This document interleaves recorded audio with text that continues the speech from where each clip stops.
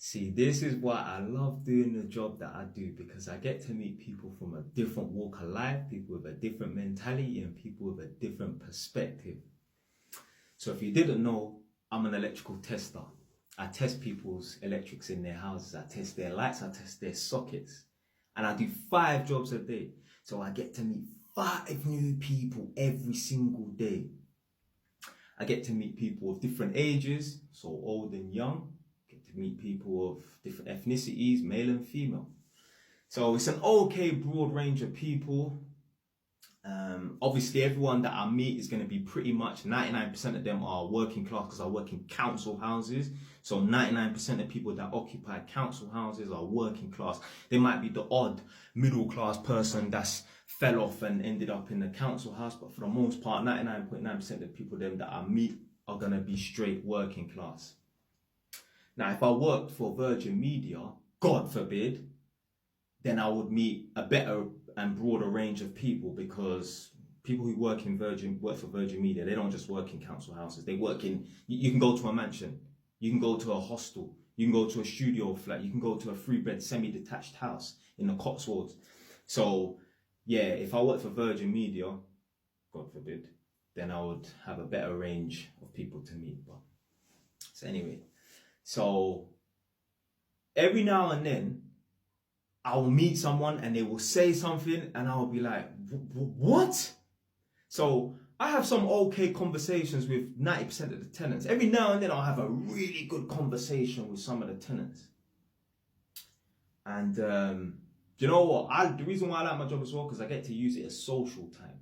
Yeah? It kills my need to socialise on the weekends. You see, most of you lot want to link up with your brethren and your friends and that on a Friday night, Saturday and Sunday. I don't have no need to do that. I get to meet 5 new people every single day. That's 25 people a week. I'd rather meet new people so I can learn a little bit from them rather than meet the same guy who's got the same story to tell that ain't progressed for 10 rascal years.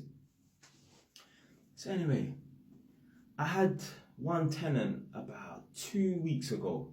Really good conversation. Big man, 70 years old, but you'd never think it. I thought he was probably early 60s. He was 70 years old. He used to run pubs all around Northampton. He said, if I ain't ran that pub, I've drank in that pub. He knows all the pubs in Northampton. There's quite a few back in the day, but they shut down a lot of them because there's a lot of trouble. So anyway, he was telling me about certain pubs because obviously I've got a few properties dotted around Northampton. And I remember like where my first flat is that I bought, I told a tenant that who's of age, she's about 55, 60 years old now. I told her, oh, I've got a flat on this particular road. She was like, you got a flat on that road? Oh my God, back in the day, it was dangerous. Yeah, it would be dangerous to even go to the shops. I'm like, what? Such and such road? No way, man. That road there is cool. The only problem on that road is a flipping bus goes down that road and there's always a meeting situation. Other than that, that road there is cool. There's no trouble down there. She was like, yeah, 30 years ago, dangerous. Back in the 90s, dangerous place. So anyway, me and this tenant that used to run the pubs, when I was talking about, the guy that's like 70 years old, he said to me, yeah, one of the problems with running pubs and that is, you know, if you have your missus and your daughter working behind the bar, you know, every now and then you're going to have someone be disrespectful and threaten them. And I was thinking, yo, that's mad. Yeah? And I said to him, if you run a pub, you need to possess 2 characteristics. You have to be thick-skinned. So people can't see you as being weak or a pushover. So you have to have thick skin. You also have to have high tolerance.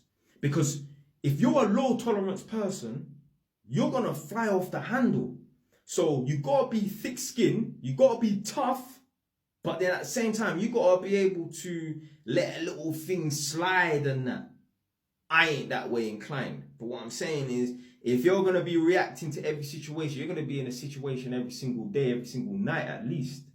So you've got to be thick-skinned and you've got to have high tolerance. You can't be thick-skinned and have low tolerance.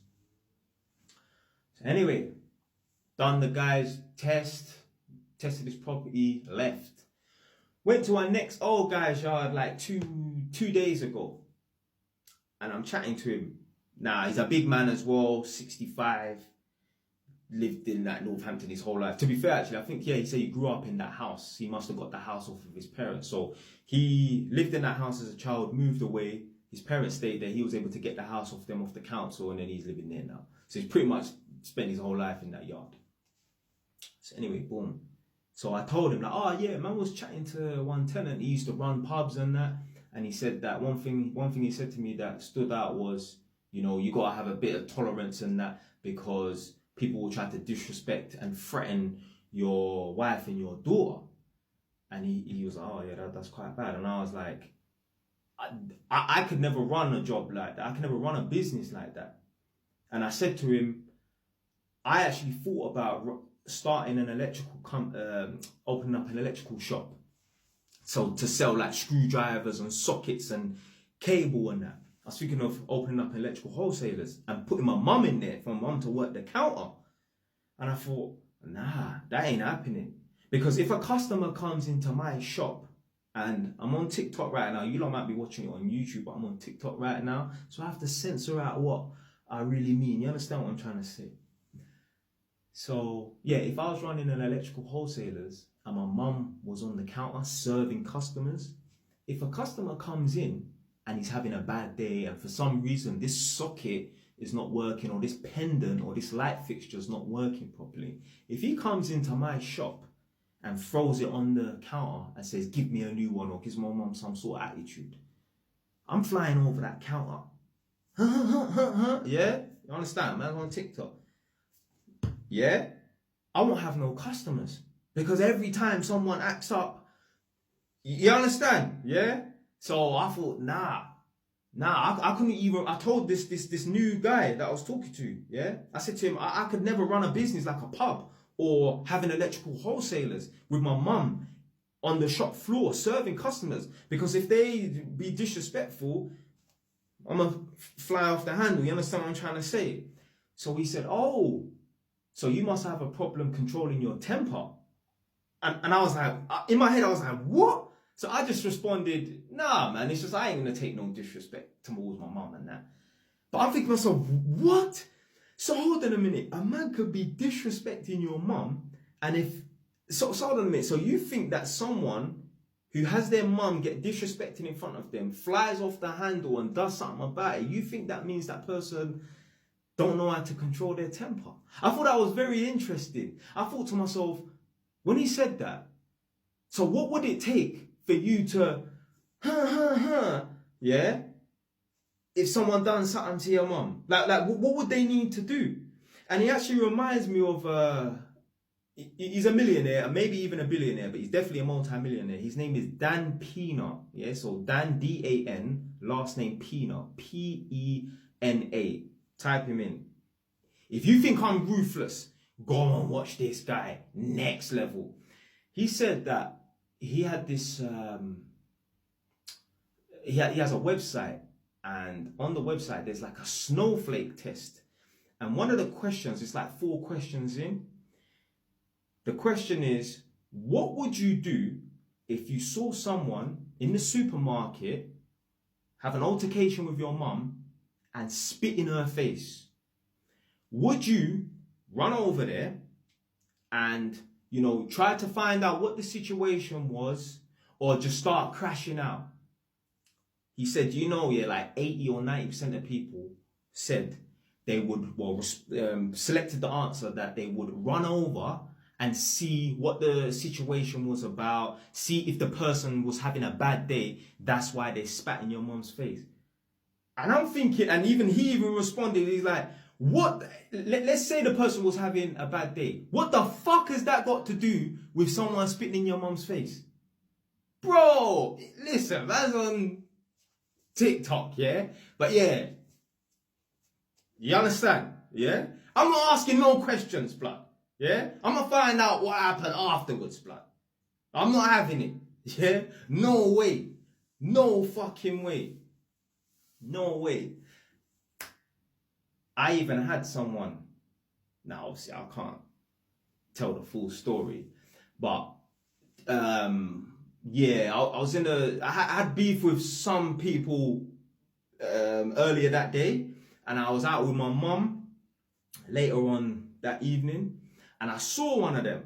Now, do you know what? You could put the blame on me. Why are you swinging in front of your mum? I saw them. They tried to walk past me.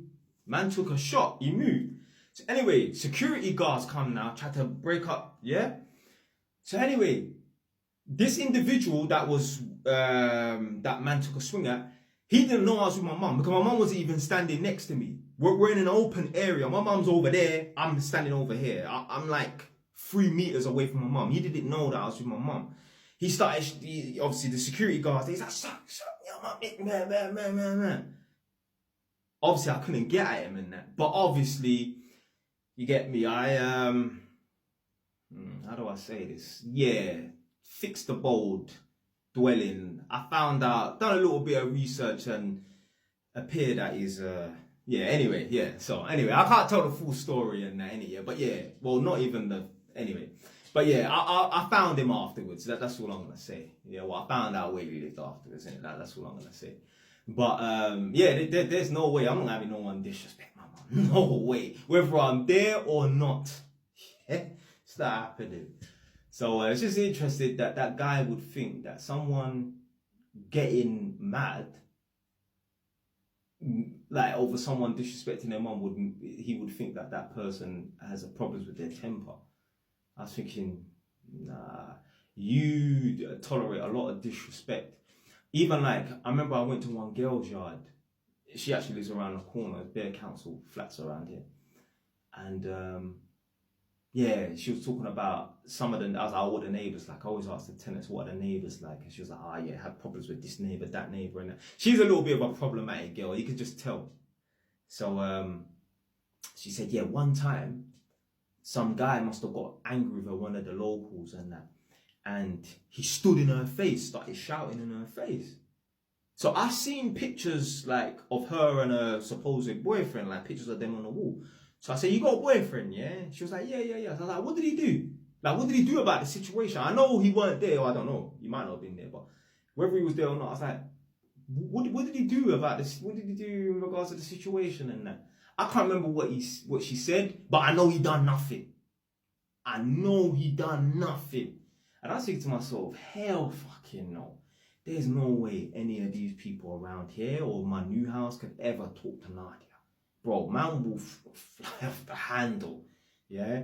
You're not disrespecting anyone no one that sleeps in my yard, you're disrespecting. I remember one time, and I don't leave this Northampton area when I'm up here. I might be away from my yard, obviously, but I'm not going to go to a different area. But one time I went to a neighbouring area up the road, and Nadia said that she must have, I think she took her car, went to the shop, and then came back, and she parked up like where a couple neighbours, couple doors down would park. She parked up where they usually park. Now, no one owns any parking bays, but what I'm saying is, people usually park in the same spot. So she must have parked up there, but some random guys must have pulled up in a van, and they must have gestured to her like, move your car. So she was like, no. So she phoned me up. She was like, Jay, some guys have been beeping their horn at me or something. And she definitely said like, yeah, they was like, move.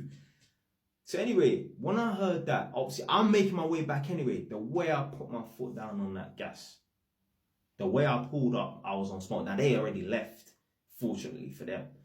But anyway, I went, so these people are Eastern European, and there's 2 houses along my terrace. They're both Eastern European and they're cool. So I knew the Eastern European guys that pulled up in the van, told my girl to move. I know that they was coming to go check one of the people them at the 2 houses and that, because she's parked in the spot where one of the people then from the 2 houses parked. So I don't know if these people think, oh, well, that's their parking space. So listen, when I came back, I went knocking on both the doors to find out who the fuck these guys were. Now, the people them whose space that they usually park in, I know it weren't them anyway, because my girl would recognize it, but they went on holiday. So I went to the friend's house, and I was like, yo, who them guys there, bro?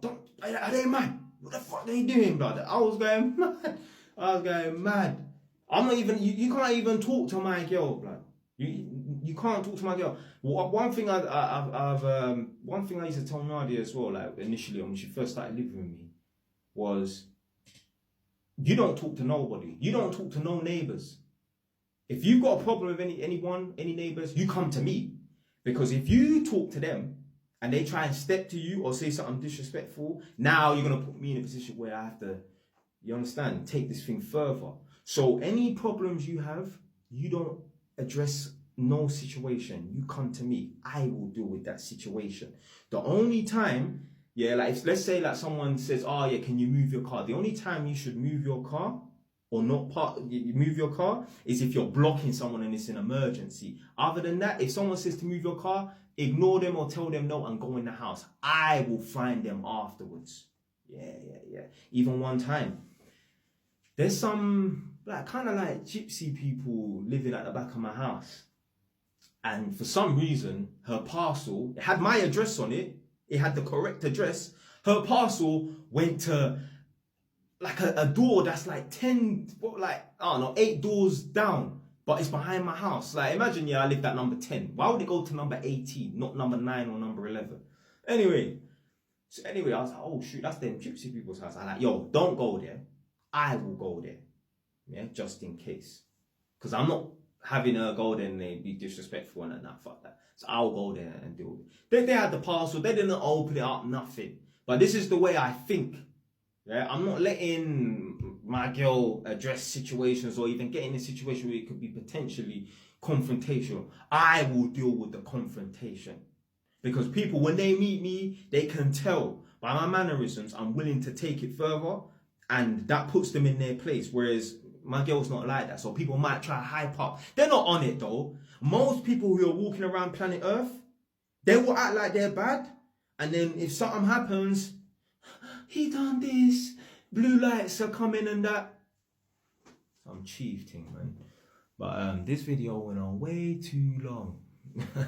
But it's just interesting to, speak to different people of different walks of life and get their perspective on things.